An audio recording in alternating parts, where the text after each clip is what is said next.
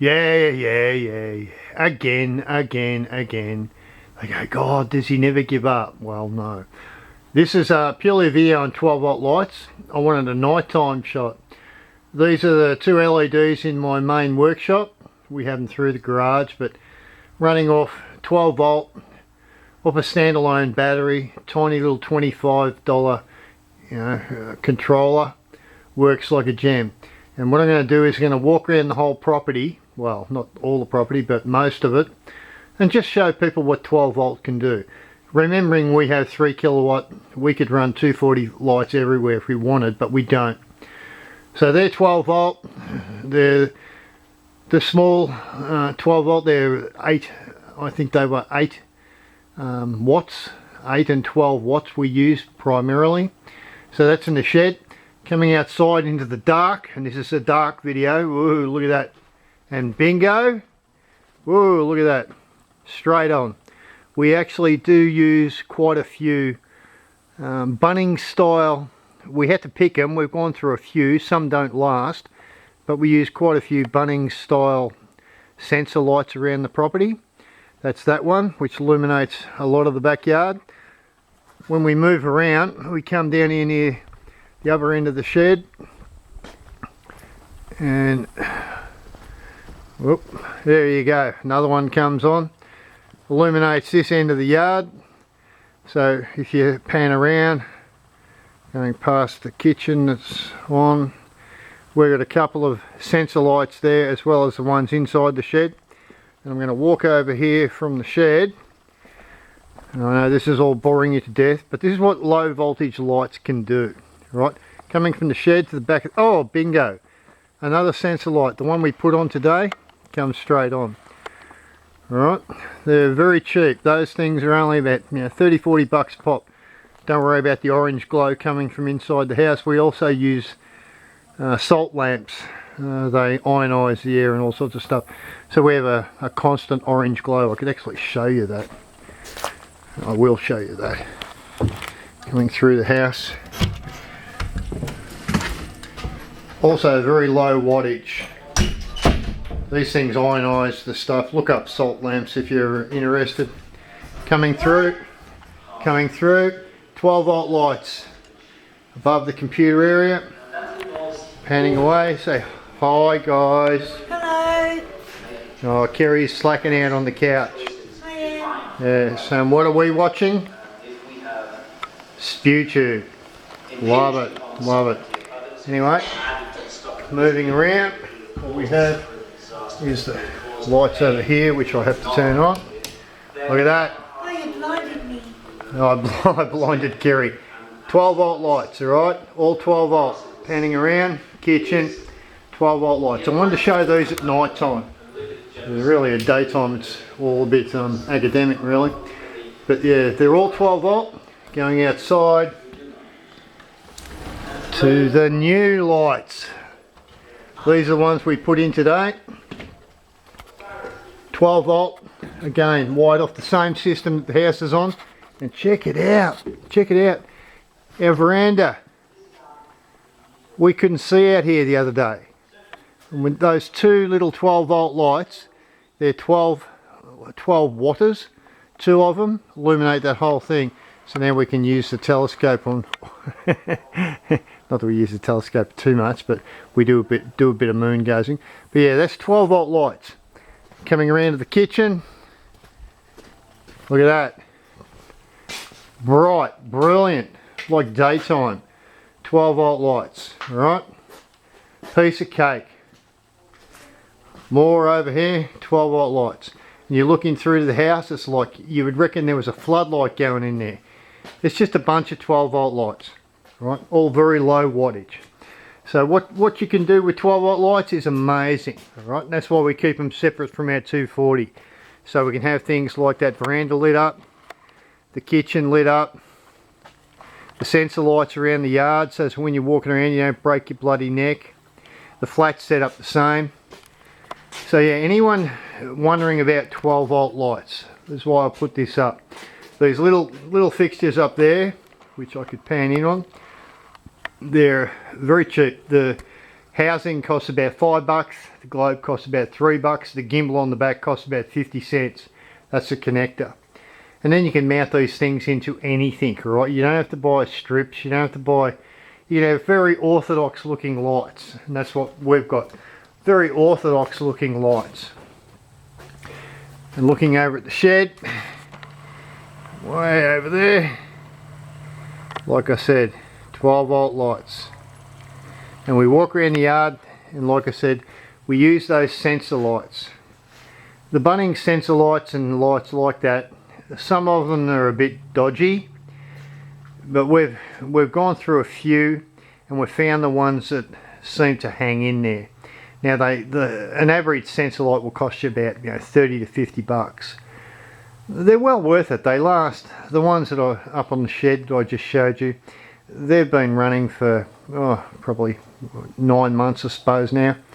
We get normally over 12 months out of a set, and that sounds like an extravagance, and I could hardwire, but when you're talking about things like our bridge and the shed, the hardwiring, unless you've got a battery separate and a small solar controller and a panel, you tend to have to, in some places like us at the back door, we went for just a $30 sensor light.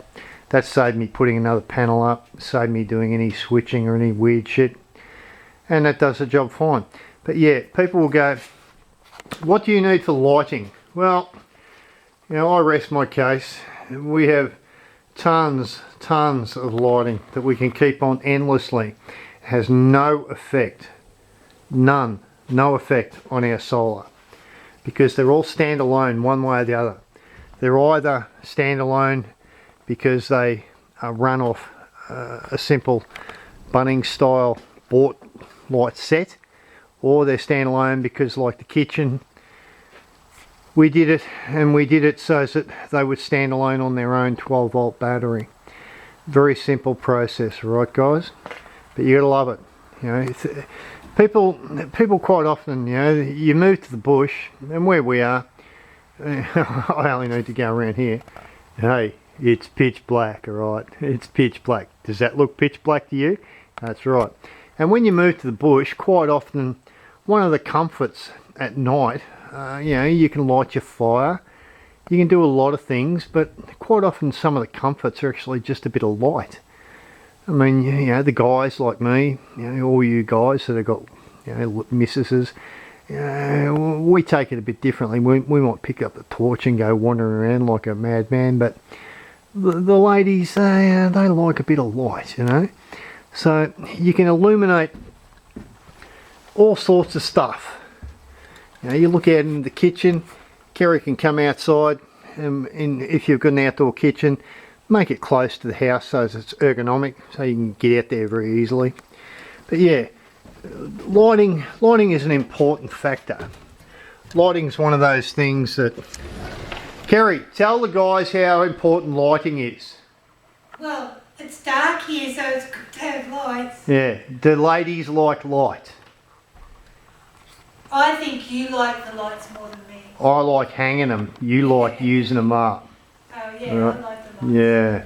So yeah, lighting's one of those things that I like to, you see these questions, oh, what's, 12 volt lighting like? Well, I can tell you what 12 volt lighting's like. It's something that can be put up simply, doesn't take a compliance certificate. Anyone can do it, and you too can sit there in your house or in your shed or in your yurt, watch YouTube with lots of lights. And I'm really wrapped that now we've got the outside light on the back veranda. That was quite a... Back veranda's only been up for like a few weeks. It's not like I'm whinging.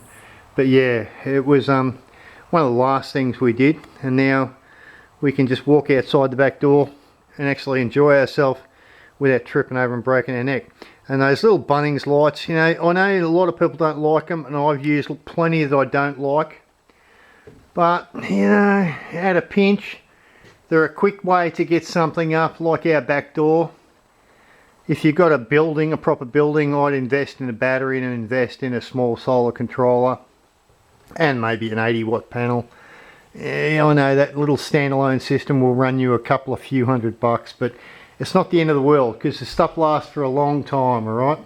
You gotta love them. 12 volt lights all through the place, through the main house, through the shed, through the flat, all done the same way.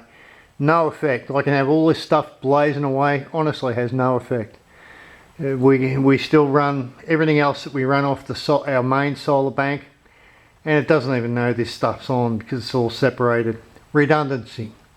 So that's why I did this video at night time, so as you can see that you can walk around your dark property. You know, if you bought a block of land and you're thinking about, you know, maybe your missus for 5 seconds and the fact she trips over when she goes outside, yeah, shell out, get some 12 volt lights, get some solar sensor lights, whatever it takes, you know. It makes life off grid just so much better. And then you can do dumb things like come outside onto your deck or your veranda or outside of your back of your shed, and you can actually see shit and you can sit there and enjoy it. Alright, so it's all about a bit of comfort, and that's it. 12 volt lights. Steve from offthegridnoz.com, and Kerry over there still searching SpewTube. Finding a movie to watch. Finding a movie to watch. Yeah, we actually get our movies off YouTube too. We've been watching lots of good stuff through the last couple of days, documentary style stuff, so tonight we do a movie. But yeah, shell out, stick with your 12 volt lights. They're bloody great. They're standalone, no burden on your system, and I think you'll appreciate it, or at least one of you will. Maybe not you if you're a bloke, but your missus will probably appreciate it. Alright, that's it. Cheers from us. Easter 2017. I know I did another video just a bit earlier, but I wanted to do this one when the dark had set in, so as I could go, look at that, look at that. Outside lights blazing away. Lighting up my telescope. You walk down to the bridge? No, I haven't been down to the bridge, Kerry, no. The light will come on down here. Yeah.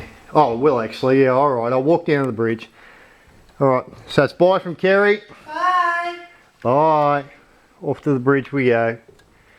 We have one more sensor light set up on the edge of the bridge, which when you come out of the veranda, dark, dark, dark.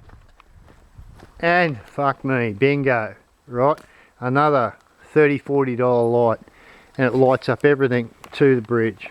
Right, so don't take lighting too lightly. Lighting's very important. Kerry's hiding over there now. Look, I can zoom in. Don't bother, I'm having a smoke. Oh, that was really good.